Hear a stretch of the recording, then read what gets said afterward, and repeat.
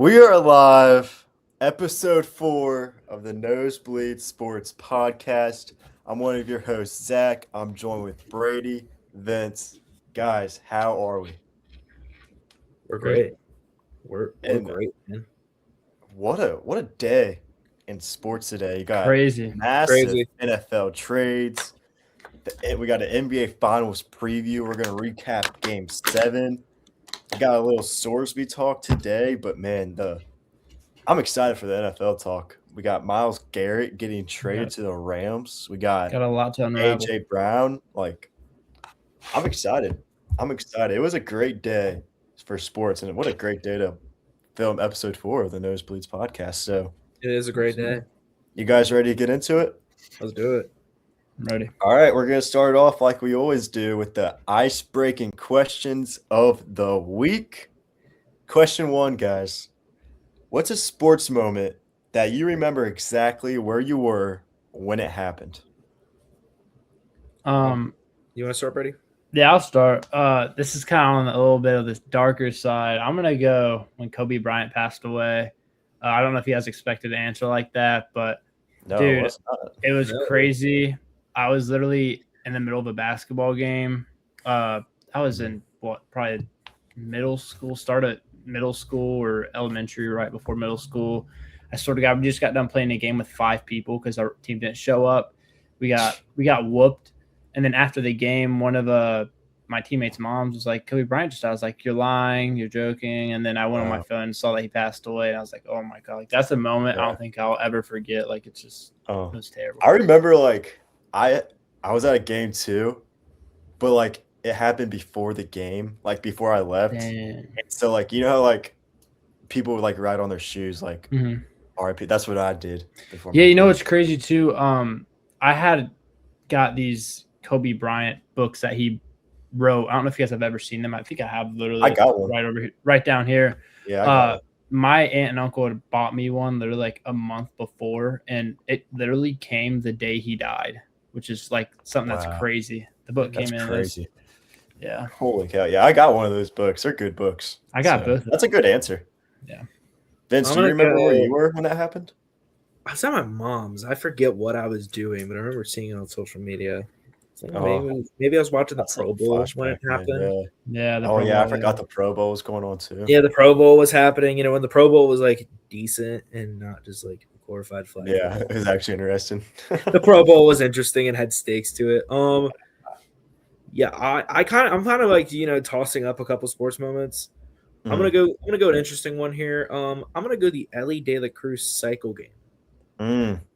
Yeah, I remember the day, everything, and you boys were with me. I mean, we were all together.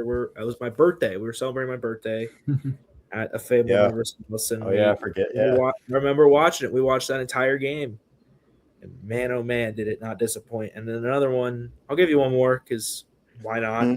You're good. I'm gonna go Notre Dame clinching the national championship. Yes. Standing in my living room, just thinking, man, we're gonna lose to freaking James Franklin and Penn State, and then we got that great interception, and then that game was awesome. That game was awesome. Dude. If you think about it, Notre Dame just had just great playoff games that whole just playoff run.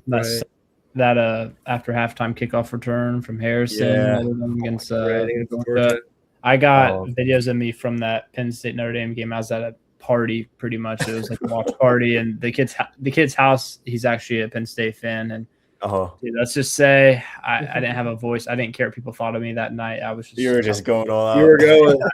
I had my answer was kind of hard because there's so many sports moments where it happens and I don't really I don't know, I don't remember where I was, but I did one recently. The Braylon Mullins shot against Duke in a tournament. This past tournament, I remember we were FaceTiming.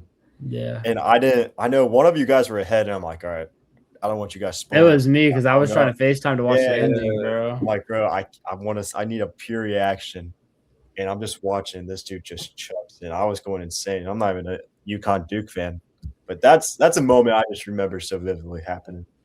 I kind of remember too, I was thinking Game 7, Cavs Warriors. Because I remember I was sitting on the couch with my dad watching the game, or I was thinking Bengals Steelers playoff game when the Bengals blew it that year. Oh, I'll think of those couple moments too. Yeah, we could. That's a moment we need to talk about. Is that Bengals Steelers? Honestly, just any Bengals playoff game with Andy Dalton at quarterback, or during the Andy Dalton era in general. Jeez. All right, question 2, guys. It's gonna be like a little fun one. I want to do this, so I always see it on TikTok, right? All these NFL players do it. CBS Sports does it. It's called NFL Team Wheel Challenge. So here it is, guys. I have a wheel of all NFL teams. I'm gonna spin it. Okay, let's say we land on the Kansas City Chiefs, right? Right. Patrick Mahomes. We can't pick another quarterback after that. So we're going to be picking a quarterback, a running back, 2 wide receivers, a tight end, a defense, and a head coach. And I put a little twist on it. It has to be a unanimous decision between all 3 of us. All right, so we gotta all be on the same page when we play. Okay, so we're all doing this together. I thought we were all doing it like separately, our own. All right, let's do it. We're gonna do it all unanimous decision, and I'm gonna put the team in ChatGPT and see what our record would be. All right, Let's do it. here we go. I got the wheel. About to spin it right now. First spin, fellas. We got the Jacksonville Jaguars. Oh, Man, oh my gosh. That's a hard one. this is hard. Say the defense. I see the problem is I don't really keep up They with. got who's the wide receiver? Oh my god, Okay. this is tough. Bad. Who's the? I just like Jacksonville Jaguars are one of the teams like I just don't keep up with for real. Like I just like I don't really care for. So like I don't look into them. Dude, I want to see the wide receiver. Did we just go to like the default option of defense? Brian Thomas? Oh yeah, Brian Thomas. Yeah, Brian Thomas. You want to go be Thomas? Wide receiver. Yeah, I think that's just the safest option here, Brian Thomas. All right, we're gonna go B. Thomas, our wide receiver 1 from the Jacksonville Jaguars. I feel like whenever it's the NFL offseason, I forget a lot of stuff that happens. Yeah. And I think Brian Thomas or defense would have been the safest pick there. Yeah. All right, second spin, guys. Here we go. Here we go. We got the Oakland or Las Vegas Raiders. Wow, that's I don't think you can go. Do you go defense? I don't think so. No. I think we gotta go Gibbs. Yeah, I'd say at this point, Gibbs is probably the best one. I think we gotta go Gibbs here. We Yeah, all I'd good do with Gibbs.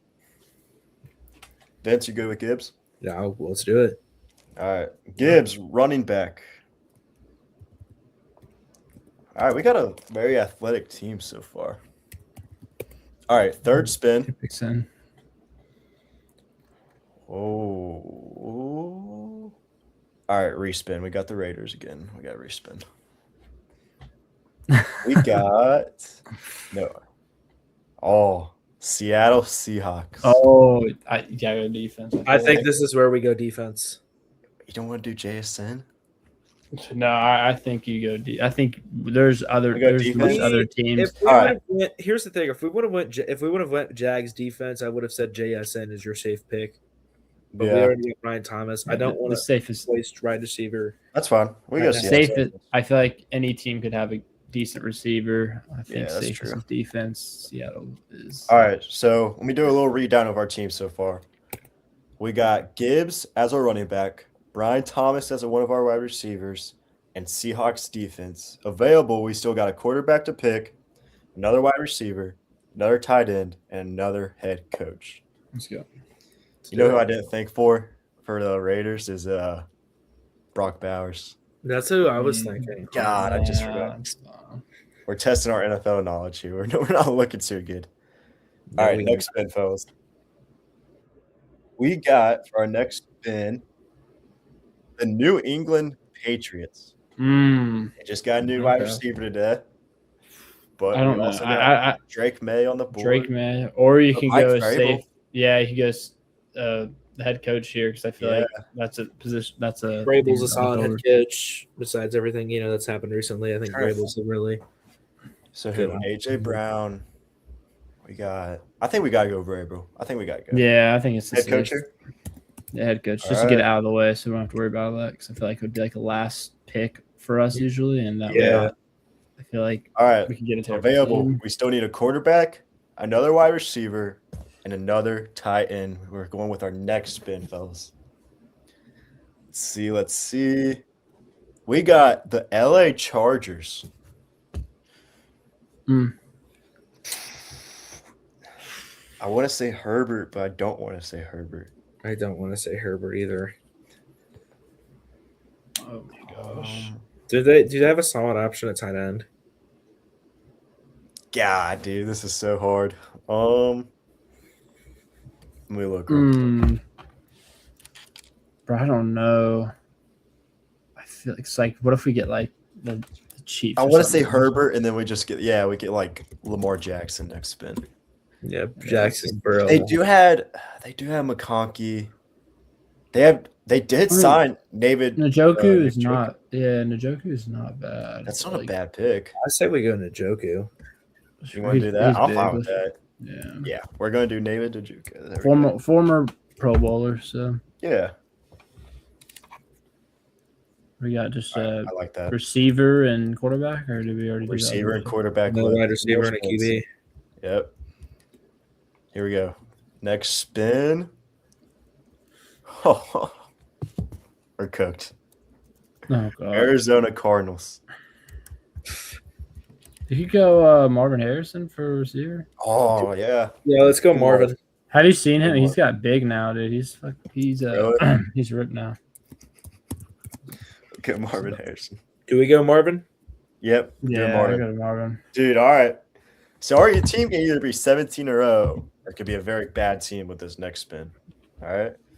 We got Gibbs as our running back, Brian Thomas as one of our wide receivers, Marvin Harrison, David Njoku, defense Seahawks, head coach Mike Vrabel. All we need, guys, is a quarterback. Here we go. I can't believe this is our last position we're getting. This is our last spin. Okay, we got the Raiders. We need to respin because we already did the Raiders. Got lucky there. We got lucky. Yeah.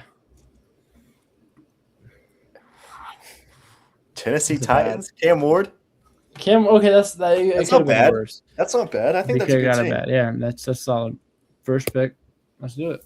If someone Yeah, wants to put this in ChatGPT for me, see if they want to put a record in. I can do it. All right. We Tell can me do when it. you're ready. Or you want to do it to the end? Yeah, let's do it to the end so we can get to the next points. All right. Yeah. I'm going to do a review so we get in our end of the segment. Our team from me, Vincent Brady from the wheel. Our quarterback is Cam Ward. Running back is Jahmyr Gibbs. Our two wide receivers are Brian Thomas and Marvin Harrison Jr. Our tight end is David Njoku. Defense Seahawks and head coach Mike Vrabel. I like that team. I think we've got a good shot. Yeah. I think we got a good shot.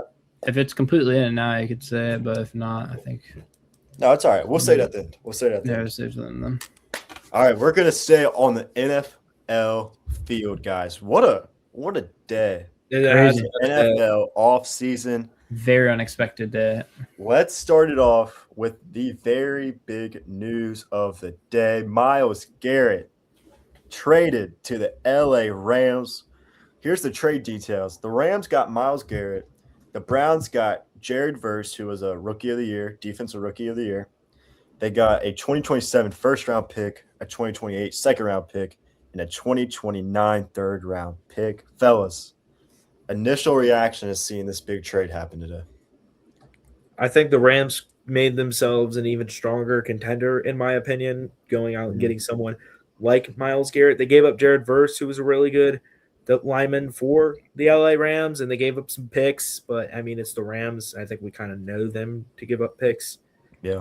Look at the past. But what I'm trying to say is pretty much I think the Rams completely won this trade. Myles Garrett is in his prime, and now especially where he's going to be on a defense like the Rams, he is going to tear up the league. Yeah. I'm shocked. Brady, what's your thoughts, man? Hear little police sirens in the background. Yeah. Don't worry about it. Don't worry about it. Don't worry about it. Yeah, for right now, though, this is big for the Rams, getting a guy like Myles Garrett, obviously. They had Aaron Donald back in the past, and now they got another massive name in Myles Garrett. They're obviously trying to win now and try to stay up and compete with these teams. I think for the future, though, if you look more in the future, this could possibly be better for the Browns. I think right now, I think this is going toward the Rams being the better team, like winning the and trade, getting the most out of it. But I mean, you look, they got that first round pick. You said they got Rookie of the Year, defensive player. I mean, the Browns. That could be something to look forward to. Oh, Can I be honest? I think the Browns got absolutely fleeced by the Rams. If you think about it, right, Myles Garrett is known as probably the best player in the NFL currently. It's hard to say best player because of the positions and everything, but top player for sure. They only gave up a first-round pick, a second-round pick, and a third-round pick, and then Jared Verse. And I know Jared Verse is good, won Rookie of the Year and everything, but he's no Myles Garrett. Like, no Myles Garrett. Right. I just don't know. And then if you think about it, this is the Rams' first-round pick for next year, and everyone's expecting the Rams to go to the Super Bowl. So that first-round pick is going to be like, what, 30th, 31? Like, it's not probably late 20s, early 30s. Yeah, and I'm like, I would have been asking for like 2 or 3 first-round picks for Myles Garrett. But I feel like you kind of got to think, though, with all the news, Myles Garrett, he wanted out of Cleveland. Like, they just had to kind of, I think, take something for him. But get your it doesn't matter of time. Good value, though. I know, but I don't know if people were. I don't know. I don't know what people were offering. Obviously, I mean, I can't tell that. But I would have been okay if it was another team besides the Rams. I think. Yeah. I think there definitely could have been a better offer in there. Yeah, I think there could have been a better offer. I think the two teams that were in the mix were the Rams, and I think the Eagles may have been the other team that was in the mix there. The Eagles are involved in every trade. I think they're just playing it for the future. The Browns are, and getting a lot of that money off their shoulders from Myles Garrett. So yeah, that's true. I don't know. I see it and I don't see it. I don't know. I thought they could have just got way more value for Myles Garrett. If we all think he is this great player, go get 2 or 3 first-round picks besides a second and a third. And that's not counting Jared Verse. But what do the Browns do from here? Like, what is their expectations, guys, heading into this season now where you just traded away the face of your franchise? You don't know what you're doing at quarterback yet. You got a new coach, a new defensive coach. Like, what's the Browns going into next season like? Personally, they're in tank mode. They're going to try to just tank for that number 1 overall pick, and whoever that number 1 overall pick will be. Arch Manning. Arch Manning. They're going to tank, and I think, again, you get Jared Verse, yes, but is he a Myles Garrett? No. They'll win a game. They'll win like 3 or 4 games maybe, and are probably going to spend most of the year competing for that number 1 overall pick. I got them having the worst record in football next year, but that's all right. Me. That's me. Yeah, Brady, I wouldn't. Browns, I mean, I wouldn't really call it a complete tank. I feel like we're acting like Verse is a bad player. He's not. And I'm not saying he's a bad. No, we're not. No, saying he's a bad player. I know that, but like we're taking like a lot away from here. I feel like, and discrediting him a little bit. I don't know. I just feel like they're just. But we don't know we don't know the quarterback yet for him. We don't know. Yeah, what his coaching staff's like. But we also have to look back on like a year like maybe like 2017. I mean, granted, you had Myles Garrett and he had a really good year in 2017. But the Browns went 0-16. Listen, in like 2 or 3 years, we all be sitting here saying Andrew Berry just made the greatest trade known to mankind in the NFL. You know what I'm saying? But we don't know yet. When you look at this trade, you're obviously going to say the Rams won it clearly. So I don't know. I get it and I don't. But obviously after this trade, I think the Rams got to be the Super Bowl favorites, right? Going into the season. I think they're the Super Bowl favorites, and they should run the table easily after making a trade like this. And guess what? The Super Bowl this year, you want to know where it is? SoFi Stadium, baby. Yeah, get another home field Super Bowl. Yeah, I think getting Myles Garrett helps them out a ton with their Super Bowl chances. They're already viewed as contenders, and getting Myles Garrett just up that. And I know, like right after the trade, Vegas shortened their Super Bowl odds right after. Yeah, they went down like 200, I think. Yeah, they have Stafford at QB, They have Sean McVay coaching. I mean, he's an incredible coach. Yeah. They have elite weapons on the offensive side, and now you have Garrett leading the defense. I don't know. And we can't forget they got Trent McDuffie. Yeah, this offseason too from the Chiefs. I mean, like, that's true. I'm excited, man, and I couldn't tell you how happy I am not seeing Myles Garrett in the AFC North. Oh, anymore. I love it. Man. I don't got to see Joe Burrow. It's a great day in the city when Joe Burrow doesn't have to run away from Myles Garrett twice a year. Yeah, I think Joe Burrow smiled this today when he saw the news. But I'm excited, man. That's a big trade. That's a very big trade. And then I texted you guys before it happened. I'm like, hey, I'm hearing rumors Myles Garrett might get traded today, and it happened. So, but that wasn't the biggest. That was one of the trades that happened today. Another trade happened that fans were kind of expecting, but the franchises were waiting until this period today to do it. A.J. Brown traded to the New England Patriots. The whole details are the Patriots receive A.J. Brown. The Eagles receive a 2028 first-round pick and a 2027 fifth-round pick. A.J. Brown reunites with former head coach Mike Vrabel in New England. Guys, what do we think of this trade? Yeah, I mean, it's a good boost for New England in that wide receiving room. And, again, they're going to be dangerous again. I mean, my hot take last week, ironically, was I think New England missing the playoffs. Thinking about that now back. The A.J. Brown trade helps them a lot and their chances of getting back in the playoffs. But, again, you still have that tough division. I think they're going to be good this year. But just, again, you're competing with Buffalo especially. And also there's a lot of stacked teams in the AFC. Mm-hmm. Brady? Yeah, I think – I don't know. I feel like a good trade. Patriots right now, I think this is really good for them, given that now you can pair Drake May and AB. So it's like, I don't know. I think that's going to be a great duo to watch. So, yeah, I'm excited for Drake May. Like, just getting that true number one now. And what's the update with Stephon Diggs? I was thinking about that today. Is he? Oh yeah, that is true. I didn't think about that. I don't know. I didn't really like.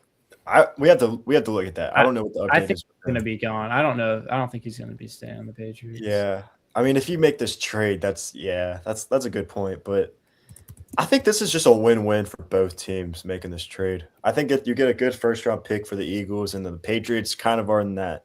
Mm-hmm. I wouldn't say a win now mode, but everybody says after you make the Super Bowl, you go in a Super Bowl slump, and the Patriots are clearly not wanting to go in that slump, and that's why they made this trade. So I'm excited, man. I think Drake May is just going to keep balling, and he didn't look too good in the Super Bowl. Didn't look too good in the AFC Championship game, but that was bad weather. He had a lot of drops. Let's just see, man.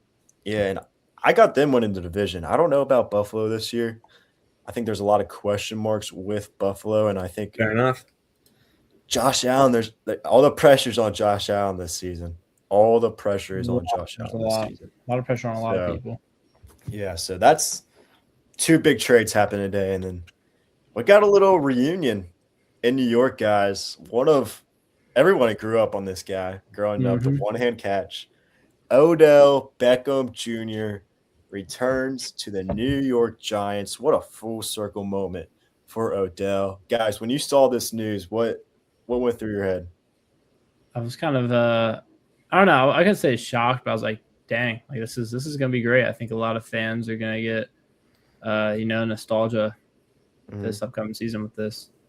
Yeah, I think it's a good nostalgia run, especially for Odell and New York. But also, like, I saw they were signing a bunch of other receivers. I saw a tweet. I was scrolling through Twitter today, and it said the Giants are assembling the best wide receiver room in 2018.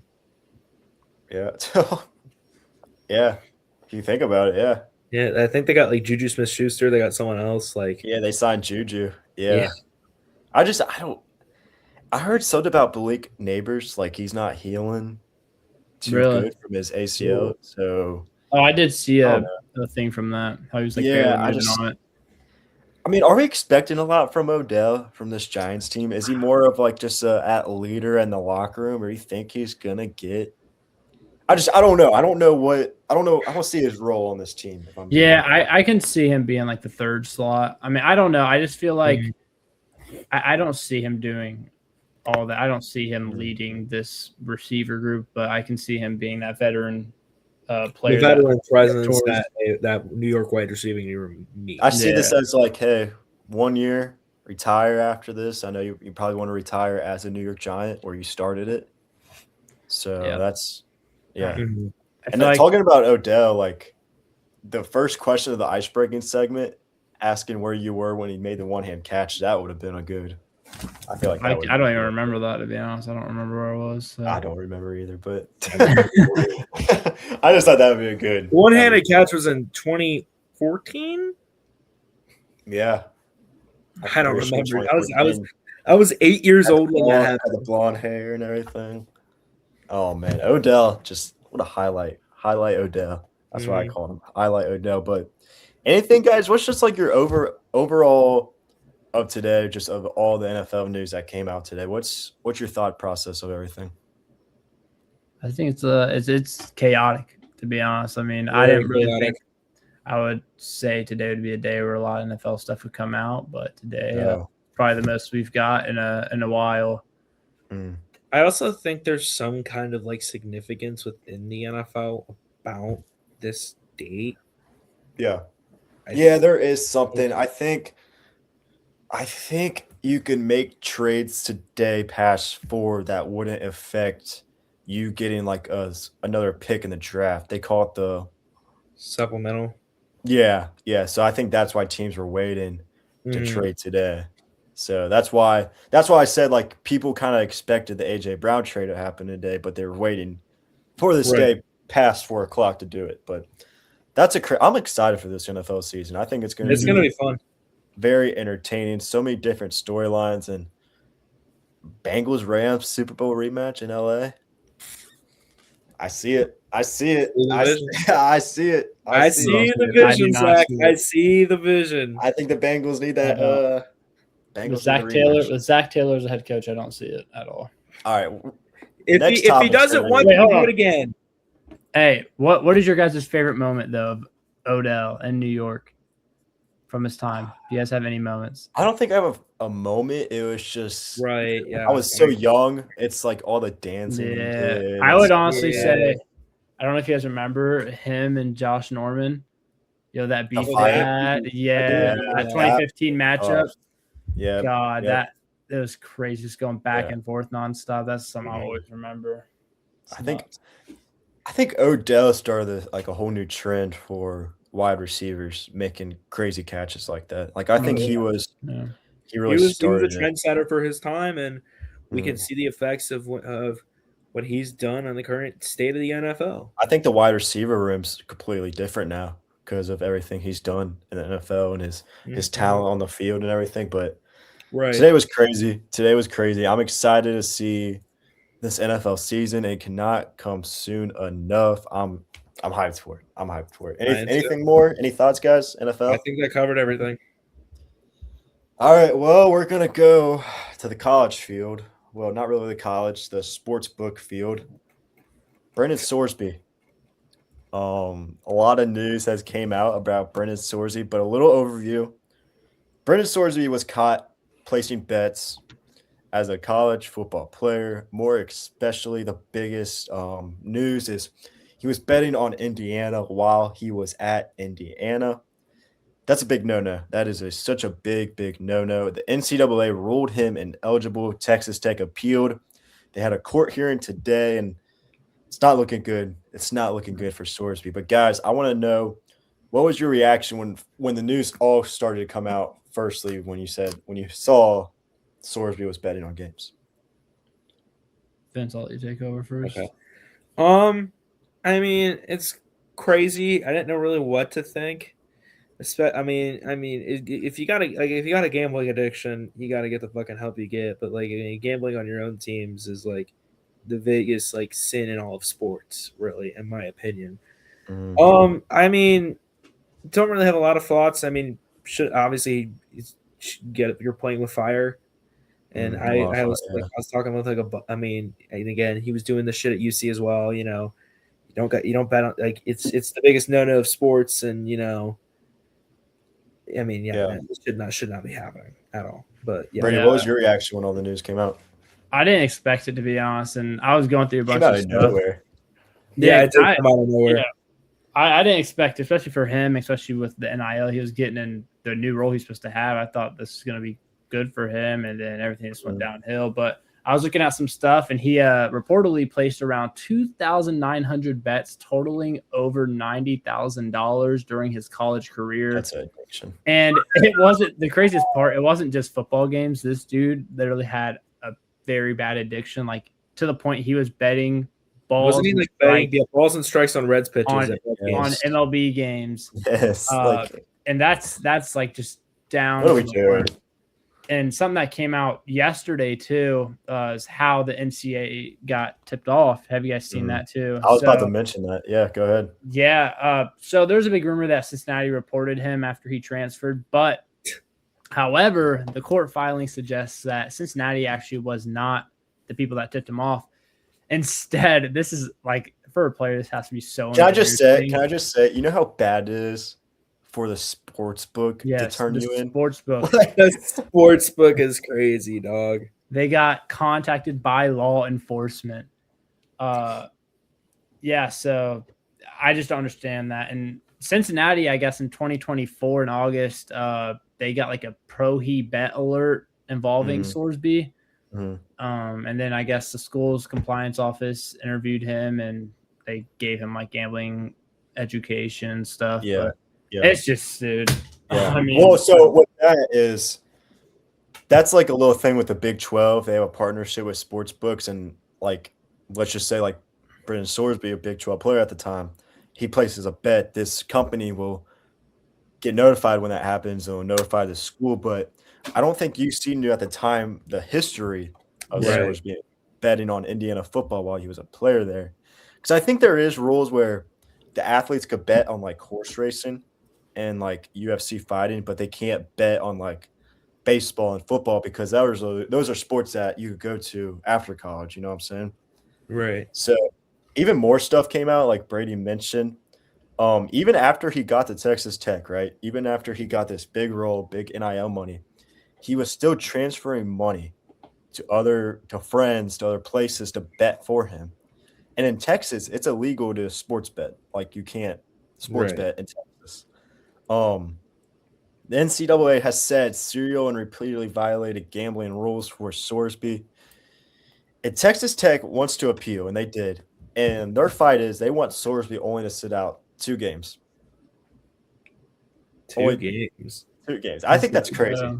He's got because 2 games.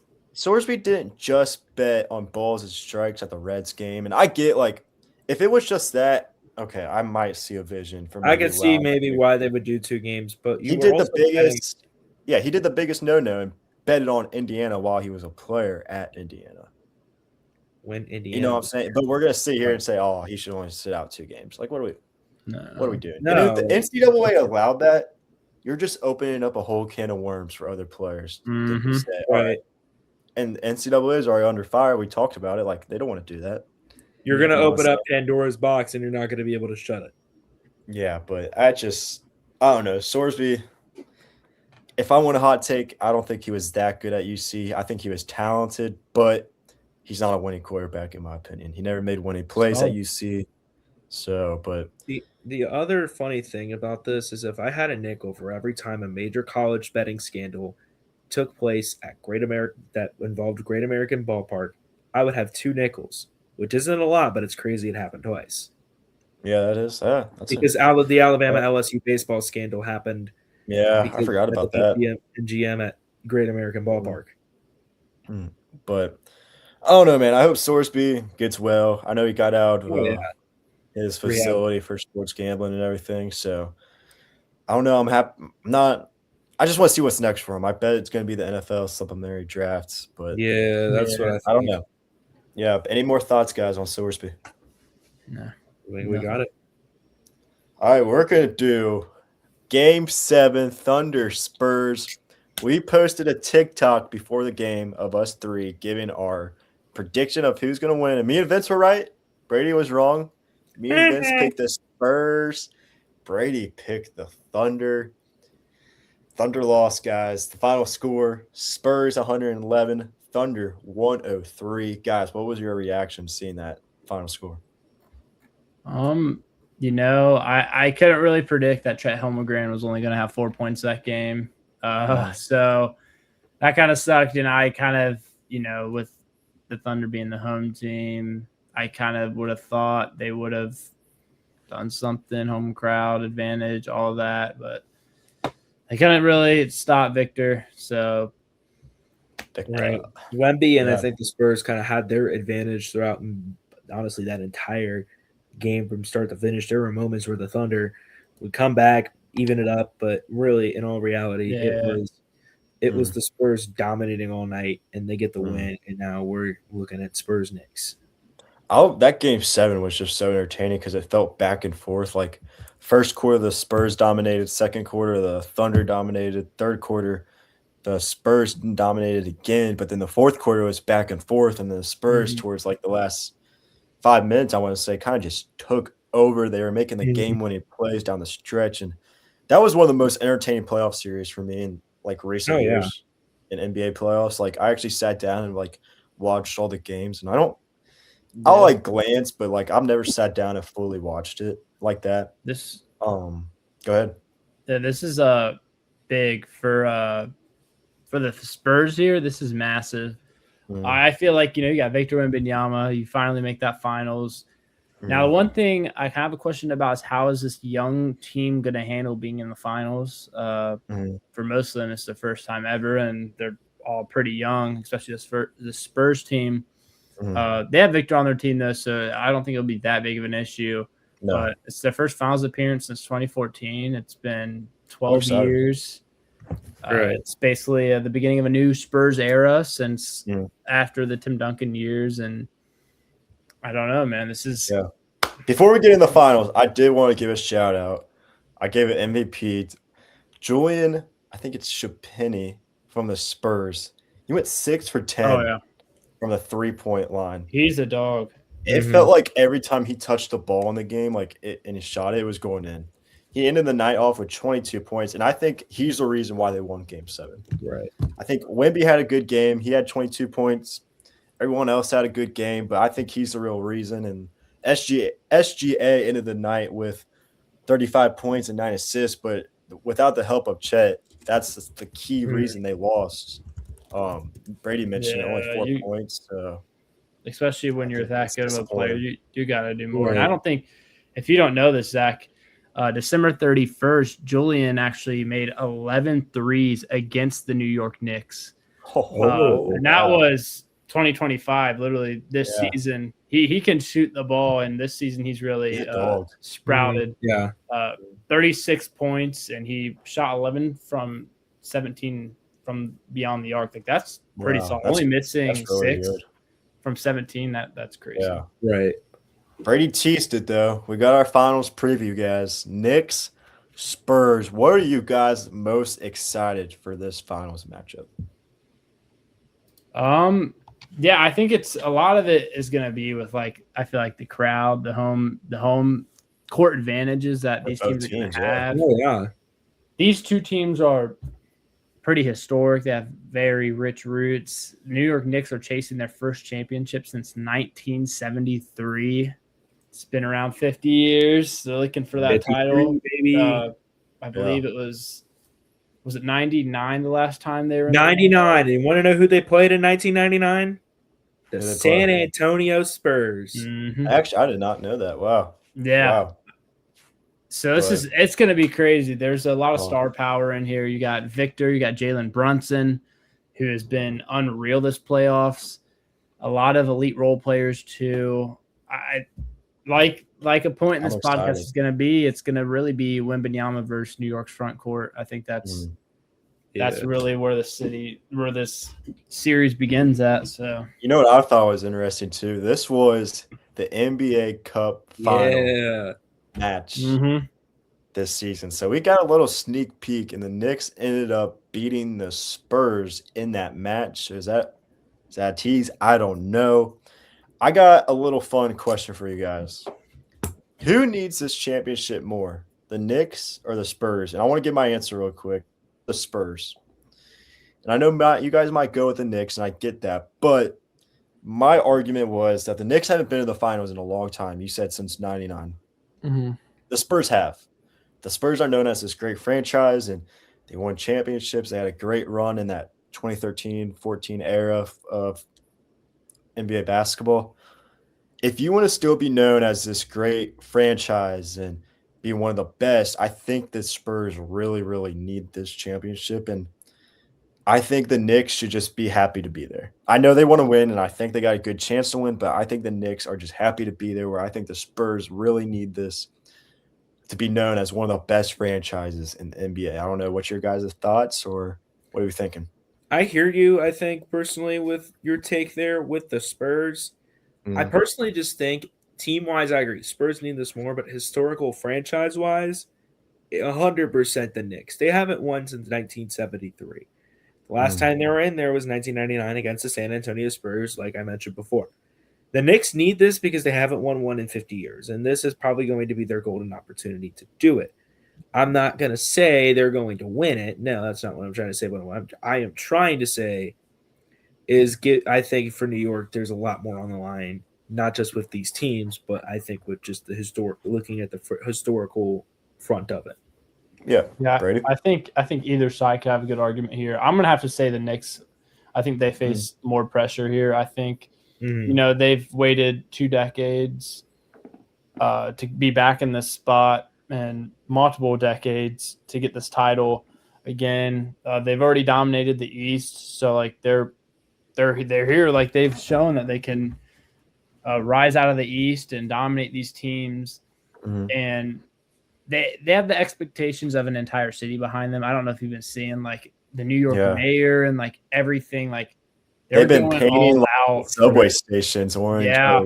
I know another big thing. Kind of just paying attention. Mamdani, the mayor of New York, he literally passed like an executive order type thing, saying like he's like the bedtime thing, for kids. That's but also I know the West has some great teams, but the East also has some great teams, and there possibly could be better teams than the Knicks, especially with next year with all stuff that's going to go down probably in the offseason.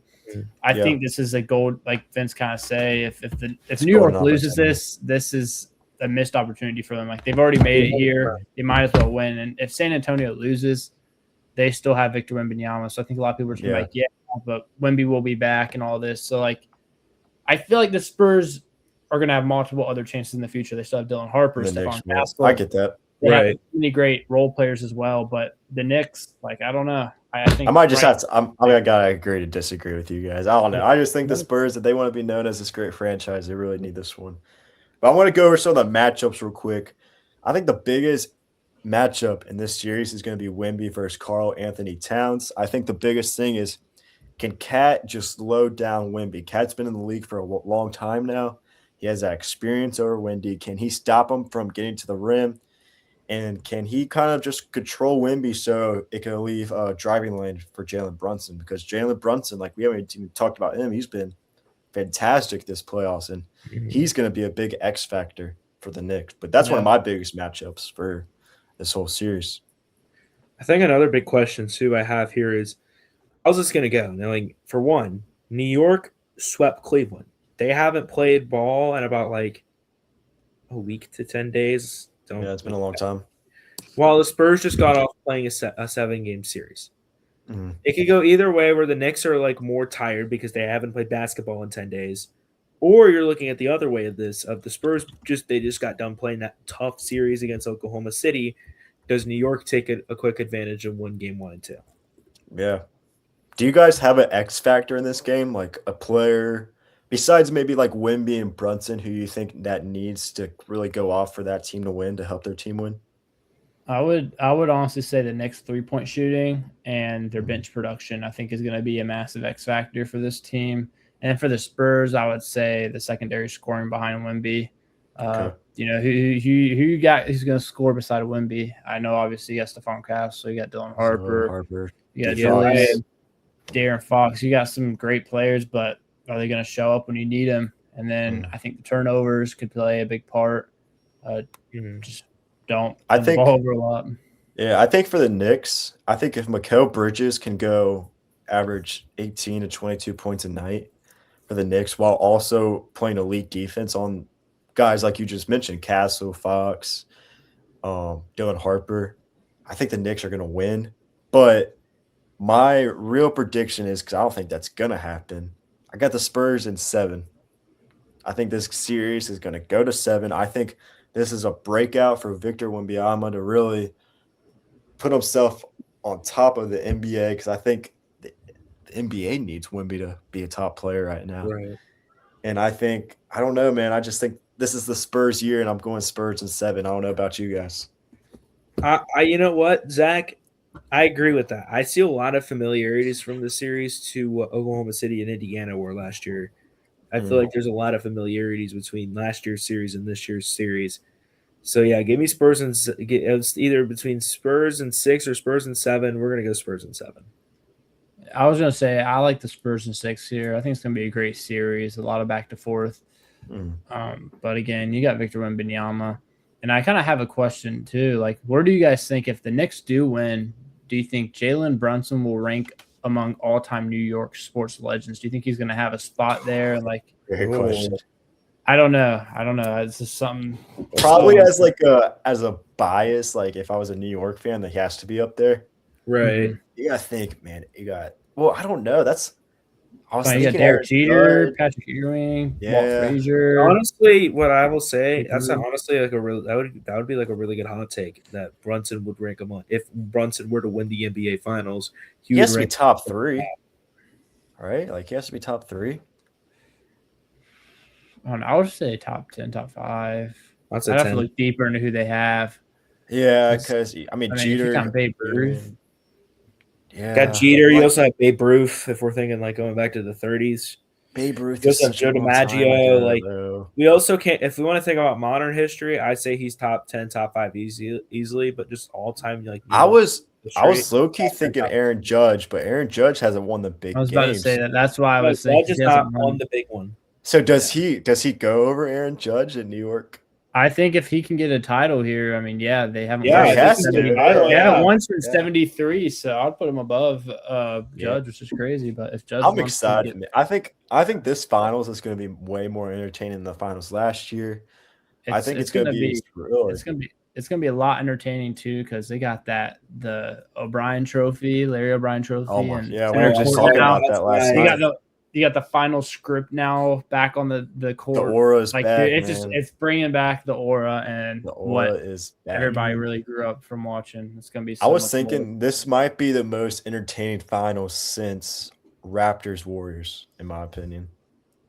Yeah, because I'm thinking we got the Lakers Heat bubble. That was fun, but they got what else? Thunder, the Bucks Suns wasn't that entertaining. Bucks Suns 21.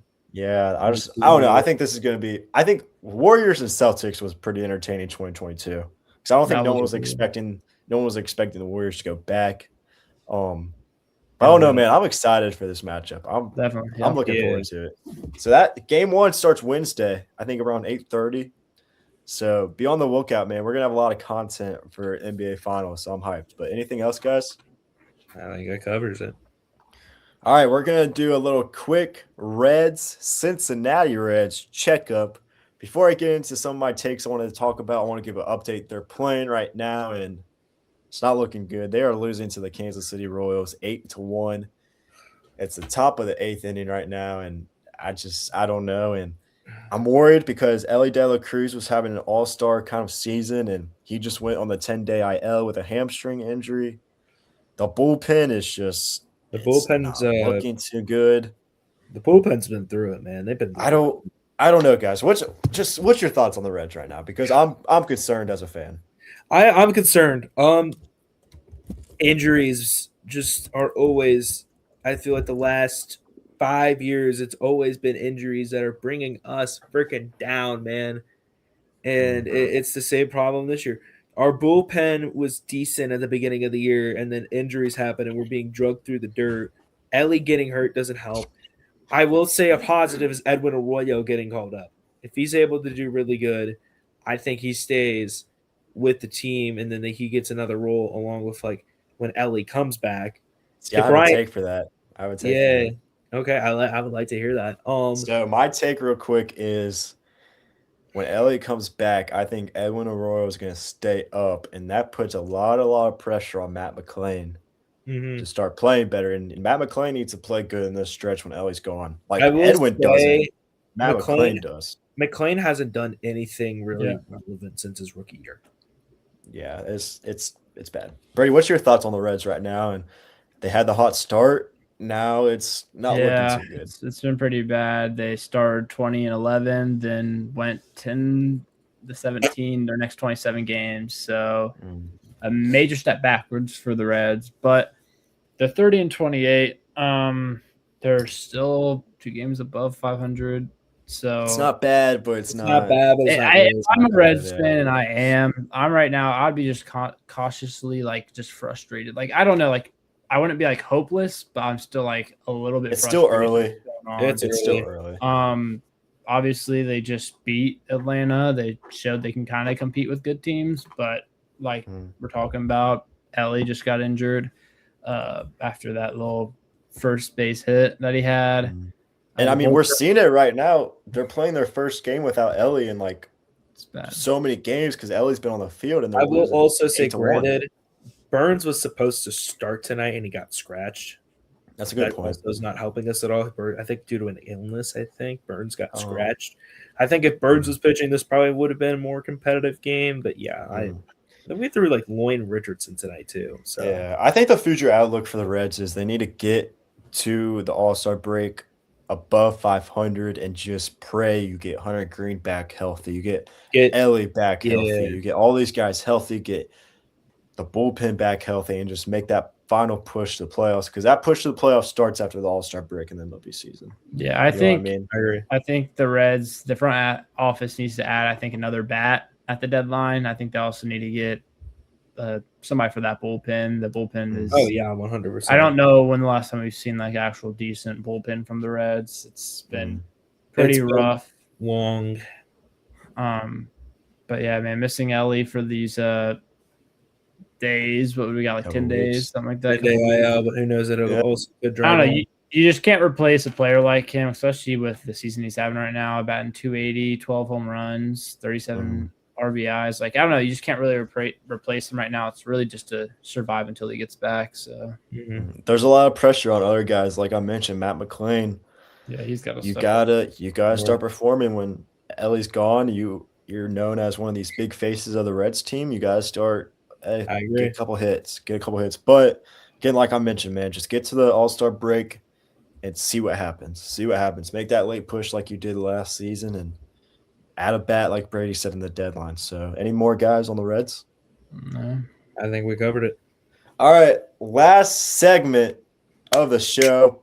After this, we're going to check our NFL team, see how they did, if they had a perfect season or not. But I want to hear your guys' hot take of the week. Whoever wants to start, let me hear it. We're going to kick it off. Again, I'm always someone who bounces back and forth on hot takes. I don't really have a bunch of time to think of one, but I'm going to stick in MLB because I've kind of been keeping track. The Chicago White Sox will make it in the MLB playoffs as a wild card. Wow. What's their current record right now? 32-27, I think. Oh, wow. They've really improved. They got that Japanese player, too. He's been having a really great year for them. I'm not saying they're going to win the division. No, that AL. I think Cleveland. It's probably going to end up being Cleveland. Maybe probably more than likely Cleveland. Maybe Minnesota. I've not really paid too much attention to the AL Central, besides maybe Cleveland and the White Sox.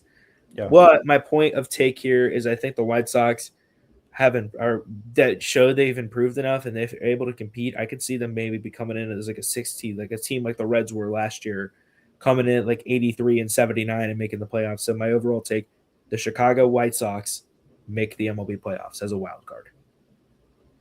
That's a good take. I don't know. I haven't really seen a lot, so I don't know how to. I hear you. Base it. This is probably the worst time I've ever to like evaluate a take like that. I think once we get past the All-Star break and get like a couple weeks past the All-Star break, I think that could be a really good time to evaluate that. But just Okay. I'm coming out straight fire pretty much with that. They've been having a good series Yeah. so far. I've been Yeah. seeing I think they swept the Angels recently. Yeah, they did well against the Cubs. I mean, I just don't know, man. You get to that late MLB season push, like I said, I teams are going know, to come yeah. out, and it's just so early. So I don't know. I have to agree to disagree for now on that, in my opinion. Birdie? Gotcha. Yeah. So for my hot take, I'm going to stick with the basketball side. I feel like that's just like the easiest to come up with hot takes. Like Vince kind of said, it's kind of hard to think about a hot take. There's so much. It's a lot to think about. But I'm going with 2018 LeBron was the most complete basketball player in the world and still is. This, I don't know if that's really hot, but that year LeBron could do literally no wrong on the basketball court. It got to a point where literally a commentator said goaltend and one. I don't know how that happens. This dude got goaltended, got an and one. Let's just say, like, I don't know. I think that's LeBron's greatest year too. I don't care if he didn't win the finals, but he carried one of the weakest final teams ever to the finals that team year. Was bad. Yeah, that was bad. Yeah, so basically the second best players on that team was Kevin Love. He was already aging at that point. He wasn't the greatest. They had J.R. Smith. In game one, he had that big mess up. Did not do well. That could have been the icebreaking answer. George Hill and Kyle Korver. And this team Nance. still made the finals. They beat the Celtics, Jalen Brown, and they also had Jason Tatum. Tatum had that nasty dunk on LeBron. Tatum, but it doesn't matter. Yeah, just won, so be quiet. And then he played all 82 games that year at the age of 33, averaged 27.5 points, 9 assists, and 8.5 rebounds. He was basically the team's point guard. He controlled the offense, the tempo, matchups, playmaking. And then you could argue that he had the best basketball IQ in the world at that point. And I just want to talk about some of the playoff runs. Zach, if you want to put one of the images up on the screen. I got you. He was averaging 34 points per game in the playoffs with 9 rebounds and 9 assists. And he had 8 40-point playoff games, which you're seeing right now. And that 51-point game was in game 1 of the NBA Finals, which they lost, which still shows that this dude literally was doing everything he could for this team, but they just couldn't win because you don't have that help that you need. And then if you want to put the other image on the screen as well. I got you. It shows by series. Like, look at, like, dude, that is 34, insane. 33, 34, 34. How old was he at the time? 33 years old. Like, that's still, like, you're getting older at that point. Usually, like, by 34, I feel like a lot of people start getting washed. So I might be wrong on this, but insane. This was the season he had Isaiah Thomas and in the beginning, right? Or no? Yeah, Derrick Rose and Dwayne Wade. Yeah, I believe so. Because this is when they played the Celtics first game. That was. Right, you can take it off the screen now. But he had a lot of clutch moments as well. He had that game winner against the Indiana Pacers. I don't know if you guys remember that. That game winner against the Raptors. Yeah. That was a very iconic moment. And then that 45. Yeah, 45 points in that game 7 against Boston. He was just carrying this team nonstop. And then, like I said, that game 1 of the 2018 Finals is one of the greatest games ever, I feel like. He played against players like Stephen Curry, Kevin Durant, Klay Thompson, Draymond Green, and this dude had 58 points, 8 rebounds, 8 assists, and he was on the road. He wasn't home. On the road doing all this. And everybody really remembers that game just because of the J.R. Smith mistake. But before that happened, LeBron was playing arguably the best finals game ever. So I would like to see how that series went if the Cavs won game 1 and JR didn't have it. So. Because I don't know. I'm not saying the Cavs were going to win it, but I think it would have went farther than it did. Just you win game 1, you're making that statement. My question is, because I agree with you, because LeBron's season was incredible. Do you think that's the best season LeBron has ever had in his career? I think it was. I do. I really do think that was. And LeBron even said it himself. You think the stats and everything outweighs the championship, not winning it?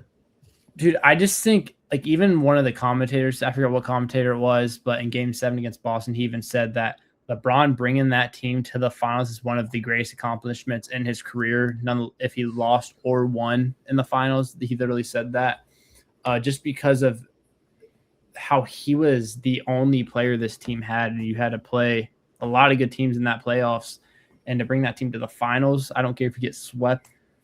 That is a very, very hard accomplishment for one player to really just do for a team, and he did insane. And LeBron, because I wish the Cavs would have went more fully in with the trade. Yeah. I mean, they fleeced the whole team at the deadline. I mean, they got rid of. I think they had Derrick Rose on that team, Dwayne Wade. Got a bunch of washed people. Right. Before the season started, I was like excited for that, and then I realized how bad you gotta think though. Those moves were not bad moves. They were just not elite players. Yeah, at the time they were just past their prime. They were good role players, and I think, in my opinion, good role. Prime Isaiah Thomas though. Oh my god, he was crazy. Man, that was peak like NBA for us. The game where like his sister died, like that first game he played back. Holy crap! Like, he could not miss. You know how hyped that game was though? That first game of the season, Celtics Cavs. Kyrie returns to Cleveland. Yeah. Isaiah Thomas playing the Celtics, and then Gordon Hayward has that injury. Like that was so nasty. Yeah. I don't know though. I agree with your take though. I agree. I agree as well.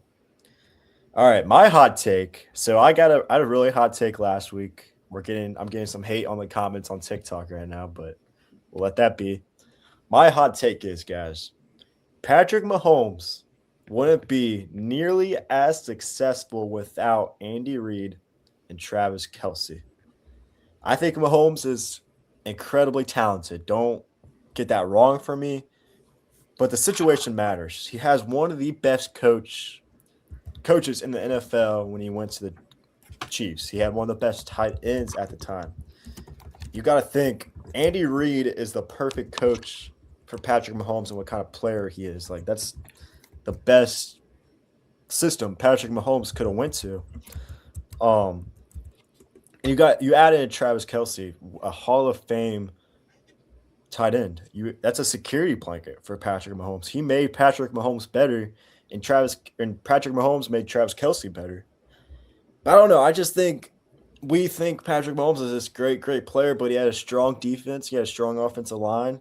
He had Tyreek Hill too. I didn't even talk about that. Travis Kelce, Andy Reid. But like, let's say Patrick Mahomes got drafted to the Browns or the Jets. He's not winning Super Bowls with them, in my opinion. He's not changing their franchise, in my opinion. I don't know. That's my take. I don't know what your guys' thoughts on it. I can start off with my thoughts. I mean, I agree. Mahomes, out of all the quarterbacks in his draft class, entered like the best situation of all of them, especially having Reid, Kelce, Tyreek Hill, having all those dudes. But at the same time, you look at someone like Tom Brady. Brady, throughout his career with the Patriots, had weapons, but at the same time, there was a lot of points of Tom Brady's career, where he didn't have the weapons like Brady didn't have a lot of weapons. Yeah, great weapons. I mean, Gronk, yes, but that would be about it. Not having that like a you did have Edelman, and then you had Randy Moss. Yeah, I mean, for stretches there was times where he had a lot of great players, but no, I think Mahomes being with Reid and Kelce have helped him a lot, and I agree. If I think he went to like the Browns or something like that, would he have been a good quarterback? I mean, yeah, he probably would have done the same thing Baker Mayfield would have done. I think with Cleveland, though, I just don't see it. I don't. I agree. It's an interesting take. It's an interesting take. Brady, what's your thoughts on? Yeah, I don't think. Yeah, I haven't really thought about that before, and I think you have a good point there. But I also do think Patrick Mahomes, like, talent-wise and like just highlights, like he has a lot of like great stuff that I feel like a normal quarterback wouldn't be able to do.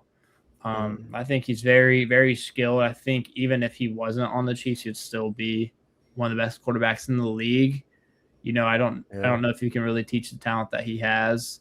But would he lead a different NFL team to a Super Bowl? That's Yeah, I You know what I'm don't. saying? I don't know. It depends really where he went. I feel like, Went, and yeah. I feel like if you get Patrick Mahomes on that team and you realize how good he's going to end up being, like you can change the franchise Add around, start weapons. making those changes and adding people. Mhm. Like, so that's like a big what. Like you don't really know. I feel like, but I don't know. He's. I don't know. He's one of the top. He's in the good. league. He's good. Yeah, Don't get me He's wrong. really good. He's good. He's probably he's the best quarterback in our generation. He'll go down probably as a top 5 Right, player in the NFL. But I don't know, man. He got super lucky with the draw, I think, when he got drafted going into the best situation. He definitely, even with him going into the best situation, he definitely turned that whole Chiefs franchise around. You know what I'm saying? But right. And I also I don't know, know man. if you could. I don't know, like if a lot of people too, like after that draft said, yeah, Patrick Mahomes is going to be like. No one knew. No, I don't think Nobody knew that. Nobody. So I think knew. a lot of that could have been, Andy Reid and the help that he got. So yeah, I don't know, man. Patrick Mahomes, great player, but I also think that situation he got drafted into helped him a lot. So, I put our team in the beginning of the show. Let me do a little rerun of the team we picked. Cam Ward as our quarterback, Jahmyr Gibbs as our running back. Our wide receivers are Brian Thomas and Marvin Harrison Jr., tight end David Njoku, coach Mike Vrabel, and defense the Seattle Seahawks. So the ChatGPT told me our floor is 9-8, our ceiling is 13-4, and most likely 11-6. The biggest question is Cam Ward, because ChatGPT is basing it off his rookie year, so they still think he's a rookie quarterback. They think we get one playoff win and we lose in the second round. So I don't know what your guys' I can run you with mine. Floor 9-8, ceiling 13-4, prediction 12-5 with a playoff berth and a realistic shot at the conference championship game. The receiving core plus Gibbs would make it difficult for almost any defense to match up against. I think Gibbs and Brian Thomas on the same field. That's low key underrated in my opinion. I think Brian Thomas is a top player. Combo. Man, that's episode 4. Vince, do you want to do a quick hit on Miami basketball real quick? Yeah, let's. So Monday, I think the day after the podcast episode released, episode 3, Miami ended up re-signing Travis Steele until 2033-34. I think for a basketball, Miami has very much improved under Steele. It was the right move to make. I mean, there was also that talks of Steele going to like Butler, taking a power conference job. He's committed to Miami through at least 2034. It's huge for them, and I think this basketball program continues to go up. Do I see them having a 31-0 season again? No, I don't think we're going to see that again. But they're going to still be a decent program who's always going to be competing to get in March. So big re-signing and a good re-signing there for the Red Hawks. I think there's a lot of pressure on Travis Steele. There is. No, yeah. I we could go into it deep next episode, but I just want to say, like, yeah, that perfect season. But let's just say, man, if he doesn't have the season like they're expecting to, and I'm not saying you don't have a perfect season, but be competitive. If he's not competitive, he might never get that shot again to jump up to high major levels, like you just mentioned. Like Butler. they need to be competitive, I think, in their out of conference if we can actually get power opponents. Because I will say this as a Miami fan, the out of conference schedule was not great. But at the same time, if you're still doing really good, especially in the Mid-American Conference, and winning 95% of those games, I think this can still be a very competitive Red Hawk team. I think it's good for college basketball that Travis Steele stayed, but I think it's a good for him for staying. I think it's a good decision, but I don't know, man. When I think you're a low power coach, I think you got to make that jump when you can and when you get the best opportunity. And I think Travis Steele had the best opportunity. And it was an opportunity. It was after that 32-2 season. I think that jump. All the pressure's on him this season. In my opinion. Yeah, I think when you have that season that they had, you're going to be on team's hit board. Like they're going to want to beat you just because of that season that you had and how that record showed. And I'm going to be honest, like I don't think that season was all that great. Obviously for Miami, it's memorable, but like the teams they played though, and like they were barely winning against very like bad teams. No, yeah. I mean, now, I'm not discrediting them at all because like that season's unreal. Like you're still a Division I school that did that, but like you got to think too, like you got to put in the records and the team they were playing. And obviously, I think for their conference, the MAC, like it's not like they had a crazy team, but like I will say though, I think the MAC was pretty good this year. The MAC, this was probably Miami, Akron. Yeah, definitely. Toledo was pretty good in my opinion. This was probably the best year for the MAC as a conference overall because you had Miami. Akron is really good as they always are. They still competed really well. Kent State was also competing there for a minute too. I mean, you gotta think though, Miami even made the Tennessee game a tad competitive in the beginning. The first 5 minutes were competitive, and also you got to talk about the SMU game as well. That was Miami kind of had control really of that game, and again, granted, yes, SMU was missing pieces, like the big pieces from that game, but I think they just kept that competitive, and that's all I have really on. But that's Travis Steele, and I don't know, man. I think there's a lot of pressure on him to not have that perfect season, but just be competitive because you might not ever get that jump again to power conference. But anything else, guys? Anything else? Episode 4? I think we covered it. That's episode 4 of the Nosebleeds Sports Podcast. Vince, do you want to do a little quick rundown to follow us on? Yeah, platforms? So basically, we are available if you want to listen to the podcast on YouTube, where you're more than likely watching this. We also have Spotify and Apple Podcasts. We're just under the Nosebleeds. TikTok, we're at _Nosebleeds.